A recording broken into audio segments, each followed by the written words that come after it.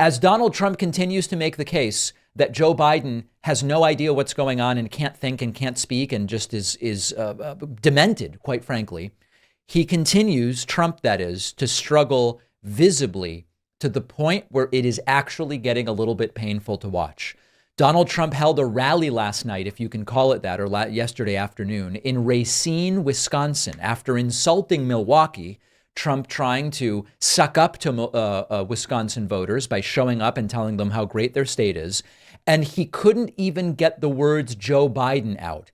While talking about how Joe Biden can't remember anything, he called him Joe Bride and glitched badly. And this is getting very difficult to watch. Joe Bride.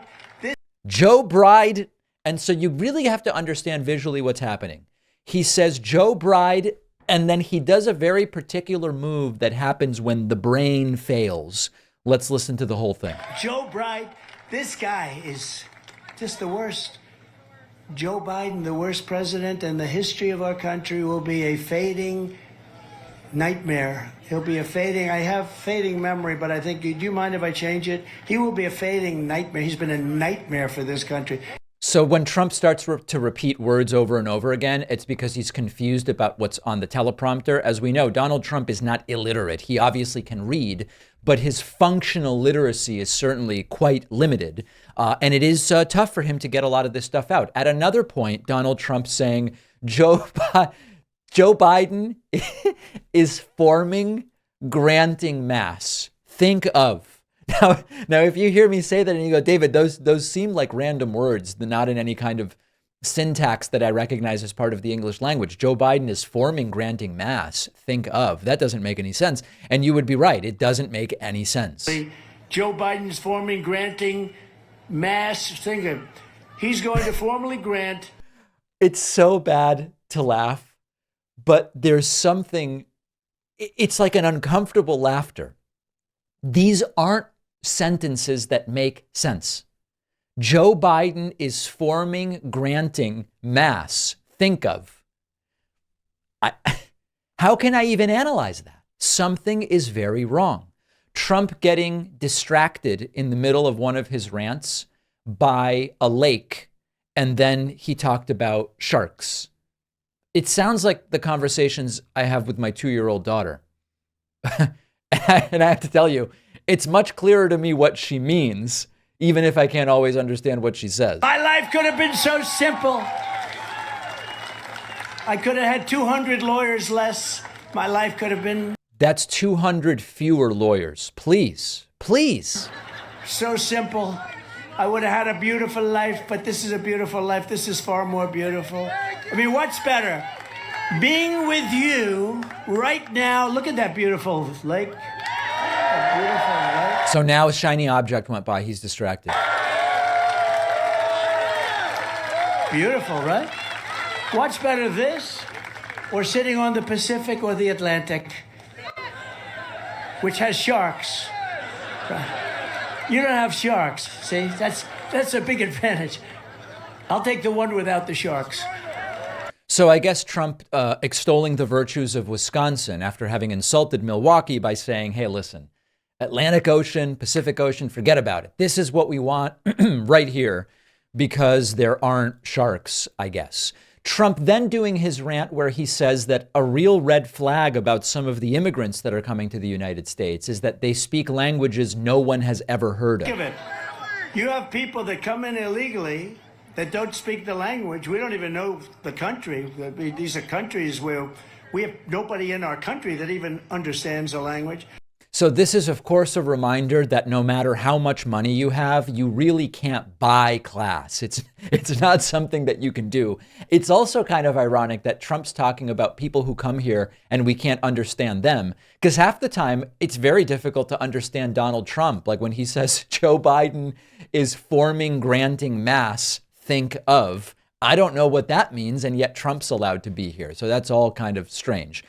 Going back to lying about the size of Trump's crowds, which he's very self-conscious about. He falsely claims that at his New Jersey rally, now the number is up to 107,000 people. It started at 60,000, then it was 80, and then it was 100,000. Trump now saying there were 107,000 people at his rally in Jersey. It was the greatest. I had 107,000 people show up in New Jersey. Now, it's hard to believe that that's true, because that's more than the total number of people that were in that city, Wildwood, New Jersey, on that particular day. So it's one of these, like, how is that even mathematically possible? And then maybe most interestingly, psychologically, from yesterday's rally, Trump talking about next week's debate. He seems very nervous about it. And he is trying to set expectations low by saying Biden's going to be on drugs. He's going to be pumped up. They found cocaine at the White House.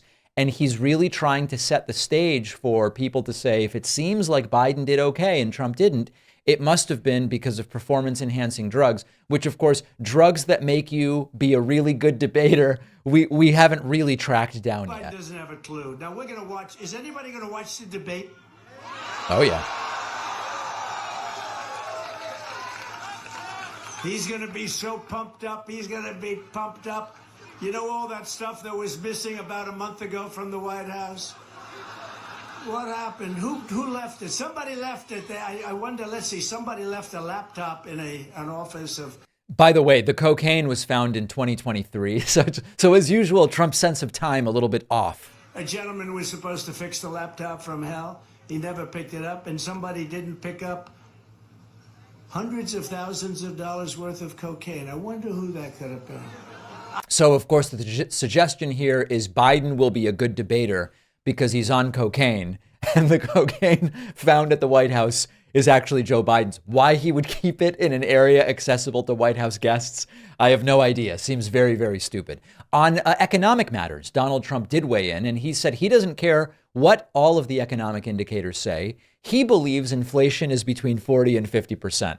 All right. I mean, listen, just say it's 100% if you're going to lie. Take a look at our inflation, our real inflation. They said it was 10 for the last couple of years cumulatively. You take a look at inflation. Cumulatively. I like that. And if you add different categories, which they don't, I think our inflation is between 40 and 50%. They say it's at 22%. 22% is a lot. That's record setting. But I think you could double it. Let them add the cost of interest. Let them add the cost of trying to buy a... If you add up different things and the cost of interest, then inflation is between 40 and 50%. A really interesting and precise assessment on the economy from Trump. On the topic of vaccines, Donald Trump has a message for any school that has a vaccine mandate. And I will not give one penny to any school that has a vaccine mandate or a mask mandate. The crowd cheering. There's one little problem. Every public school has a vaccine mandate. Every single one. So that means, hey, and by the way, this is, of course, what Trump wants. This means no money for any public schools. If you believe Donald Trump, which why would you? The guy lies all the time. And then lastly, Trump talking about conquering and wars and seems very confused by the words on his teleprompter. We stand on the shoulders of the American giants who crossed the oceans, explored the continent, settled the Great Plains, won the Wild West, laid down the railroads, raised up those great, big, beautiful skyscrapers. Thank you very much. Thank you very much. Conquered the skies, fought 2 world wars and won, and we didn't have to change the name of the forts, by the way. Does anybody know what I mean by that? Nobody has any idea what the guy means. So a completely delusional rally at which Donald Trump's feebleness, or is it feebility? I'm kidding. It's not feebility. Really came through. And there are continued and growing rumors that this guy's going to bail on next week's debate. Let's hope it doesn't happen because I really do want to see it. I've had such trouble finding a great razor where I am not cutting myself or getting those nicks on my skin, which are so common with the cheap disposable razors. You have to meet our sponsor, Henson Shaving.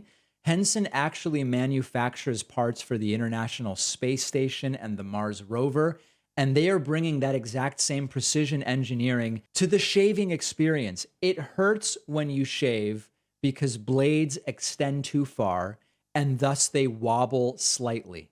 But with their aerospace grade CNC machines, Henson is able to make metal razors that extend just 0.0013 inches. That's less than the thickness of a human hair, which means a secure, stable blade with a vibration-free shave. It also has built-in channels to evacuate the hair and the cream.